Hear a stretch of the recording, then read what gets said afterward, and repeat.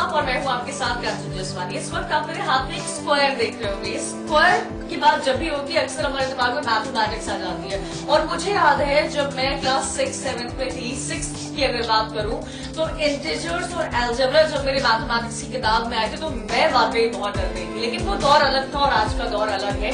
तब टीचर्स अलग हुआ करते थे, फॉर्मेट्स अलग हुआ करते थे, और आज के टीचर्स और फॉर्मेट्स अलग है।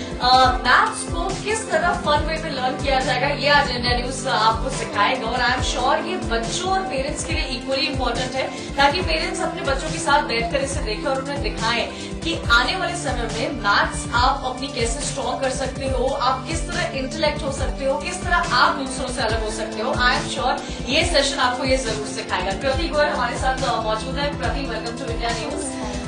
प्रति ने बीटेक किया है, बीटेक इन सीएस किया है, और प्रति अक्सर जब मैं बीटेक सीएस में कई सारे फ्रेंड्स और जहां तक मैं जानती हूँ जितने भी लोग बीटेक करते हैं तो उनका बहुत ही फ्लैशी करियर होता है। या तो वो एमबीए कर लेते हैं, आईटी में एमबीए करके इधर दे आउट, या फिर कई को मैंने देखा है कि वो एमटेक करके पीएचडी करके वो किसी कॉलेज या यूनिवर्सिटी में पढ़ा रहे होंगे।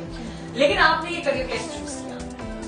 आई थिंक जब मैंने अपना कंप्यूटर साइंस का ग्रेजुएशन कंप्लीट की थी, मैंने रियलाइज किया कि मैं एक कॉर्पोरेट जॉब में नहीं जाना चाहती थी, because that was not my area of interest. मुझे लगा था कि मतलब मुझे 9 to 7 का जॉब नहीं करना, because it becomes so serious, इतना ज्यादा डेली रूटीन आपका ऐसा हो जाता है। तो I wanted to do something else, मुझे कुछ और करना था। मैंने इसी के दौरान मैंने टीच फॉर इंडिया फेलोशिप के बारे में देखा, और टीच फॉर इंडिया फेलोशिप में आई रियलाइज कि मुझे पढ़ाना है बच्चों को, क्योंकि आई थिंक कि मेरे को उसमें ज्यादा मजा आएगा, क्योंकि वो ऑन फील्ड जॉब था। तो इसीलिए मैंने टीच फॉर इंडिया फेलोशिप को सिलेक्ट किया। टीच फॉर इंडिया फेलोशिप में कृति जाती हैं, और इनकी तरह और भी ऐसे स्टूडेंट्स हैं जो गवर्नमेंट स्कूल में जाते हैं और बच्चों को पढ़ाते हैं।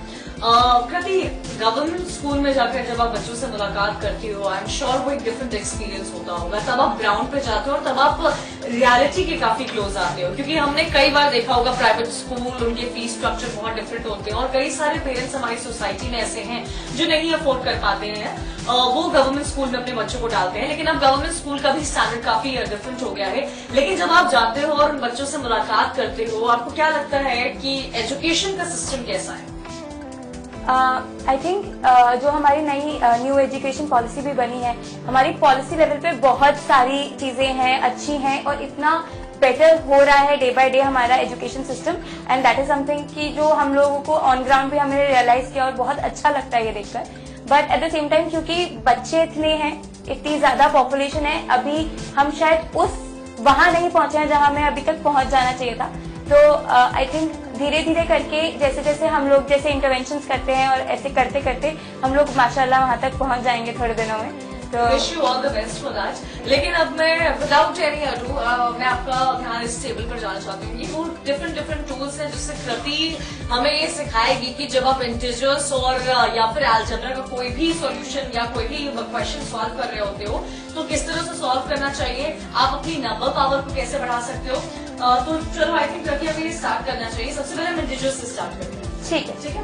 तो बेसिकली इंटीजर्स क्या होता है, हम लोग बहुत सारे जार्गन यूज करते हैं, integers, plus minus, plus plus plus, plus minus minus, minus plus minus. वो ये डिफरेंस बताना बच्चों को बहुत जरूरी है कि प्लस एक ऑपरेशन है या फिर प्लस एक पॉजिटिव इंटीजर है। जो हम अक्सर प्लस को और पॉजिटिव को इंटरचेंज कर देते हैं। हम कहते हैं कि देखो +3 है, +5 है, तो प्लस प्लस प्लस तो 5 + 3 हो जाता है। बट हम ये हमारे नॉर्मल ये जार्गन है जो हम प्लस यूज करते हैं, इसकी जगह हमें सिर्फ ये करना है कि ये एक पॉजिटिव नंबर है। अगर हम इंटीजर्स की बात करें, इंटीजर्स में पॉजिटिव और नेगेटिव आता है, ना कि प्लस और माइनस। तो हमें पॉजिटिव और नेगेटिव देखना है। तो बट मैंने कहा कि एक +1 और एक -1 मिल गया, कितना हो गया? बच्चे कहते दीदी 0, क्योंकि बॉम्ब ब्लास्ट हो गया, कुछ नहीं बचा। इसी के बाद जब हम ये देखते हैं कि अब कोई भी सम दीजिए आप मुझे कोई मैं तुम्हें प्रति कोई सम देती हूँ, और मैं चाहूंगी कि यहाँ पर आपको एक्सप्लेन करके हमें दिखाएं। लेट्स जस्ट से -8 + 7 माइनस नहीं, नेगेटिव -8 +1। ठीक है। तो अब ये कंचन ये नेगेटिव है और ये पॉजिटिव है, तो मैं कितने नेगेटिव 8 डाल दूं यहाँ पे? 1 8 1 2 3 4 5 6 7 और 8। कौन सा कलर था? पिंक। पिंक। पिंक कौन सा है? नेगेटिव। नेगेटिव। तो ये कितना हुआ? नेगेटिव 8। अब आपने बोला पॉजिटिव 1, मैंने पॉजिटिव 1 डाल दिया। क्या हो गया Kanchan? Bomb blast. Bomb blast हो गया। तो ये साइड चला गया। कितना बचा हमारे पास? 7। पॉजिटिव 7। पॉजिटिव नहीं, ये नेगेटिव था हमारा। नेगेटिव। तो ये क्या हो गया हमारा? Negative answer. जो कि आंसर भी होता है कि positive 8 negative 8 plus 1 is equals to negative 7। तो सिंपल सी चीज है ये। इतनी सी इसके लिए हम बच्चों को इतना परेशान कर देते हैं कि plus plus plus plus minus minus, और लॉजिकली हम वहां गलत चले जाते हैं। तो I think that is something कि इस चीज से वो कॉन्सेप्ट वापस आ जाएगा, वो रिवाइव हो जाएगा कि प्लस और माइनस नहीं होता, पॉजिटिव और नेगेटिव होता। इसमें मल्टीप्लिकेशन और डिविजन वो आप कैसे एक्सप्लेन करते हो? क्योंकि पॉजिटिव नेगेटिव तो बच्चे तुरंत बॉम्ब ब्लास्ट वगैरह करके they can do, but multiply करना हो तो कैसे? आप मुझे समझिए। -2 + 1 × 2। -2 प्लस पहले हम देखते हैं -2 × 1 करते हैं। ठीक है। -2 नहीं होता, -2 होता है। -2 ये हो गया -2 1 टाइम। ठीक है। ये मेरे 2 है, -2 है, इसको मैंने एक बार रखा तो मेरे पास कितना आया? 2। प्लस का कि नेगेटिव का? नेगेटिव का। तो ये आ गया -2 इंटू आपने इंटू 1। अब अगर जब मैं इसको करूंगी -2 को मैंने फिर से कितनी बार रखा? 1 टाइम्स रखा, तो मेरा आंसर क्या आया? -2। तो ये मेरा आंसर हो गया -2। अगर आप यही कहते कि -2 × 3, तो मतलब -2 को कितनी टाइम्स रखूंगी? 1 टाइम, 2 टाइम्स, 3 टाइम्स। तो ये आंसर कितना आ गया? 6। पॉजिटिव या नेगेटिव? Answer is -6। ये उस तरह के चूज है जो हमारे टाइम तो डेफिनेटली नहीं थे, और मैं कहूँगी जब मैं ये इस टाइम इस चूज से समझ रही हूँ तो मुझे डिफिकल्टी हो रही है। लेकिन जब आप स्कूल्स में जाते हो तो आई एम श्योर जब आप स्टार्ट करते होगे कृति तो इसी कॉन्सेप्ट के साथ स्टार्ट करते होगे, तो बच्चे इसे विजुअली इमेजिन कर लेते होंगे और उनके लिए बहुत ईजी होता होगा। क्लासरूम में तो कई सारे बच्चे होते होंगे, कॉम्पिटिशन से या कैसे उनमें आप वो एक ज़ील पैदा करते हो? तो आई थिंक जो हम लोग पहले एज टीचर्स ट्राई करते हैं कि बच्चे के अंदर वो हुक क्रिएट हो जाए कि कुछ ऐसा इंटरेस्टिंग कि सब बच्चे आ जाए। अगर मेरी क्लास में 50 बच्चे हैं तो वो 50 के 50 ओ दीदी ने ये क्या कर दिया। तो उस हुक के लिए ये जो फोम है इसमें मैं कहती हूँ कि ये एक मैजिक फोम है, और ये मैजिक फोम बोर्ड पे ऐसे चिपक जाता है। फिर बच्चे को लगता है हाँ दीदी मैजिक आता है, दीदी को मैजिक आता है, दीदी को मैजिक आता है। तो एट दैट पॉइंट वो सब 50 के 50 बच्चे बोर्ड पे ध्यान होता है, कोई इधर उधर नहीं, बोर नहीं हो रहा क्लास में। और फिर धीरे धीरे करके मैं ये सब टूल्स उन बच्चों को देती हूँ, और वो बच्चे आपस में ही खेलते रहते हैं। मुझे क्लास में कुछ करने की जरूरत नहीं पड़ती, वो आपस में ही खेल के क्वेश्चन क्रिएट करते हैं, क्वेश्चन के आंसर क्रिएट करते हैं। मैं बस उनको थोड़ा सा कॉन्सेप्ट स्टार्टिंग में दे देती हूँ, और उसके बाद वो पूरी क्लास मेरी स्टूडेंट लेड चलती है। मेरे को कुछ मेहनत नहीं करनी पड़ती, और माशाल्लाह रिजल्ट्स भी अच्छे आ जाते हैं। Good to hear that. Integers तो हो गए, अलजेब्रा पे भी हम जाएंगे। अलजेब्रा जब बच्चे क्लास 6 में होते, मुझे याद है कौन सा चैप्टर 6 में करता था अलजेब्रा? सेकंड टू इंटीजर्स था।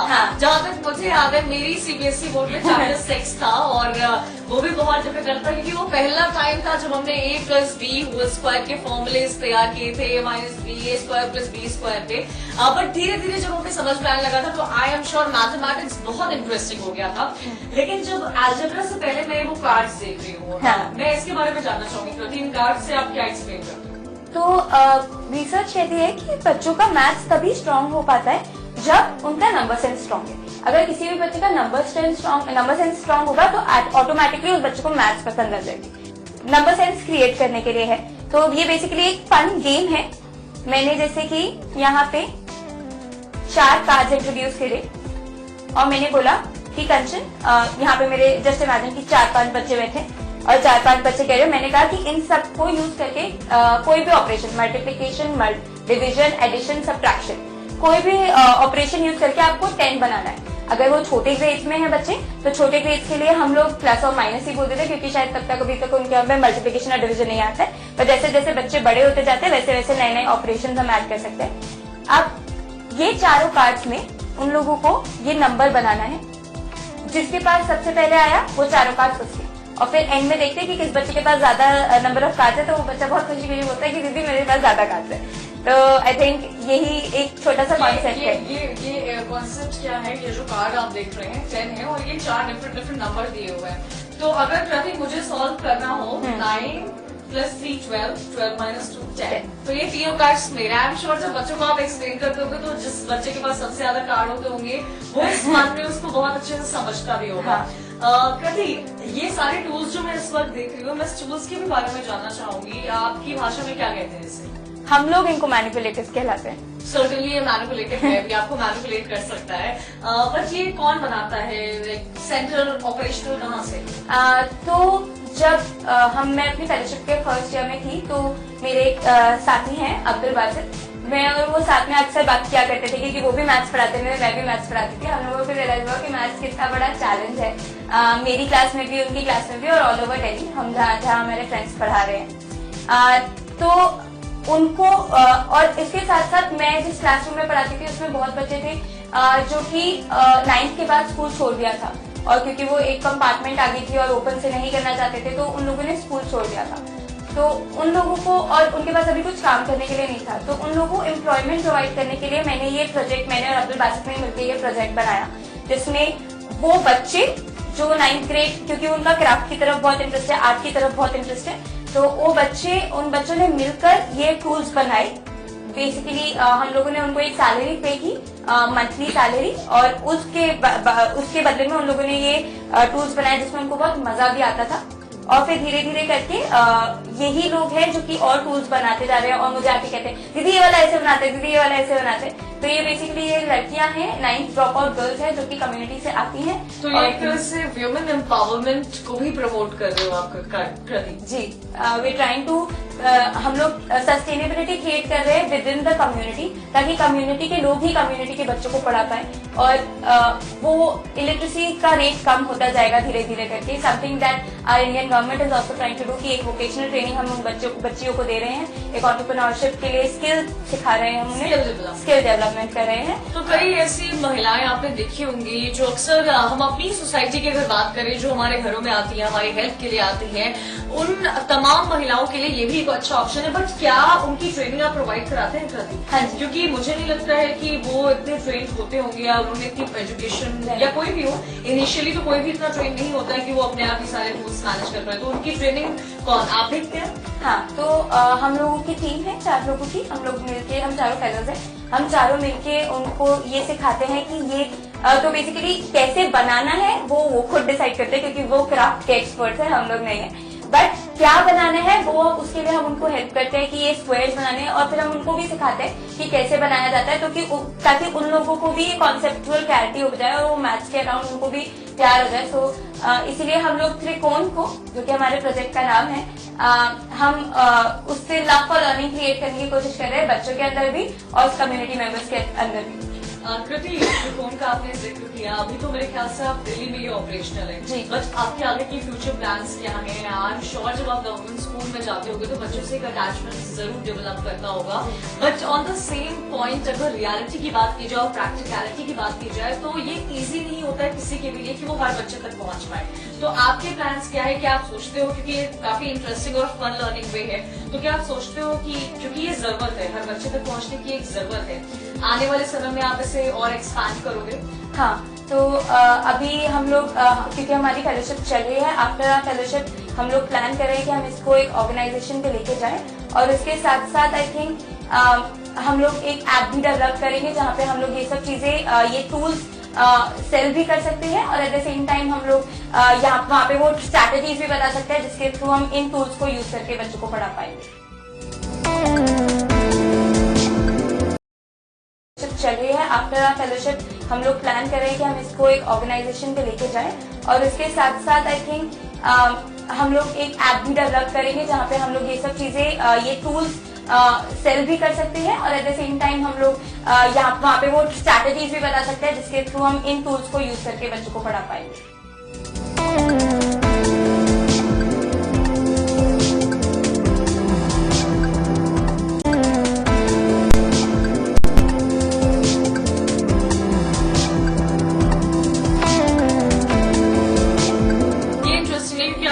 आजकल की जो फर्स्ट जनरेशन है वो किताबों से ज्यादा फोन में बिजी रहती है, या तो वो कोई गेम खेल रहे होते हैं या फिर वो कोई वीडियो यूज करते हैं। इंटरनेट को सही तरह से प्रमोट किया जा रहा है, और अगर इसी इंटरनेट का यूज हम अपनी पढ़ाई को लेकर करें, जैसे कि प्रति ने बताया कि आने वाले समय में वो ऐप डेवलप करेंगी, तो मुझे ऐसा लगता है प्रति कि ये ब्राइट फ्यूचर में, बच्चों के ब्राइट फ्यूचर में, या जो जिनको मैथमेटिक्स से बहुत डर लगता है उनके लिए बहुत हेल्पफुल। आगे के आपके फ्यूचर एस्पेक्ट्स क्या है? टीच फॉर इंडिया के साथ आप आगे कितना कॉन्ट्रीब्यूट करना चाहती हूँ, या यू नो एज ए व्यूमन आप एक अपनी खुद, आई एम श्योर जब आप टीच फॉर इंडिया में पढ़ा रहे हो और कई स्कूल्स में जाते हो, एक लीडरशिप क्वालिटी आप में डेवलप हुई होगी, वो शायद पहले थी या ना थी, वो आपको ज्यादा बेहतर पता होगा। तो आगे के आपके फ्यूचर, खुद के फ्यूचर प्लान्स क्या है? तो जैसे कि मैंने बताया कि फेलोशिप 2 साल का प्रोग्राम होता है। आफ्टर अभी मेरा दूसरा साल खत्म होने वाला है, और पोस्ट मैं ग्रेजुएशन, पोस्ट ग्रेजुएशन के लिए पढ़ के फिर पहले मैं इसको एंटरप्रेन्योरशिप को समझ लूँ कि होता क्या है, फिर उसके बाद मैं इसको एक ऑर्गेनाइजेशन लेवल पे ले जाना चाहती हूँ। पहले मैं एक समझ लूँ कि सोशल एंटरप्रेन्योरशिप की कैसे जाती है, तो I think I am going to pursue social entrepreneurship. That's great. अच्छा, मैं एक आखिरी सवाल आपसे पूछना चाहती हूँ। वो एक चीज करती है जो आपको मोटिवेट करती है, जो दूसरे दिन आपको सुबह उठाती है वहां तक पहुंचने के लिए? काफी मुश्किल सवाल है। आई थिंक देन अगेन बच्चे और बच्चों का प्यार, मतलब जो वो बोलते ना, दीदी आप आ रहे हो ना स्कूल, दीदी कल आओगे, दीदी कल कर लेंगे, दीदी आप ऐसा अभी कल कर लेंगे। तो I think that is something that enables me कि मुझे पता है कि मुझे वहां जाना है और मुझे डेली का डेली उतना ही प्यार मिलेगा, वो भी भर भर के मिलेगा। आई थिंक वो मुझे बहुत इनेबल करता है दिल जाने के लिए। ये थी Kriti, thanks for speaking to us Kriti. I am sure जब भी बच्चों की बात होती है, या जब भी हम किसी स्कूल में जाकर बच्चों से मिलते हैं, एक तबका होता है जिनसे हमारी मुलाकात आए दिन होती है, लेकिन एक ऐसा भी तबका है इस देश में जिनके लिए हम बहुत कुछ करना चाहते हैं लेकिन हम कर नहीं पाते, और ऐसे ही लोगों की जरूरत शायद भारत को भी है, जब वो बच्चों तक पहुंचे, लर्निंग को फन लर्निंग बनाए। और आई एम श्योर जब आज ये प्रोग्राम आप देख रहे होंगे, पेरेंट्स देख रहे होंगे, माता पिता अपने बच्चों के साथ देख रहे होंगे, तो कई सारी ऐसी महिलाएं जिनका मैथ्स में इंटरेस्ट नहीं है, और कई सारे ऐसे स्टूडेंट्स जो मैथ्स को एक डिफिकल्ट सब्जेक्ट समझते हैं, वो इस फन लर्निंग से अपने आप को और भी ज्यादा स्ट्रॉन्ग मैथमेटिकली बना सकते हैं। इस प्रोग्राम में इतना ही।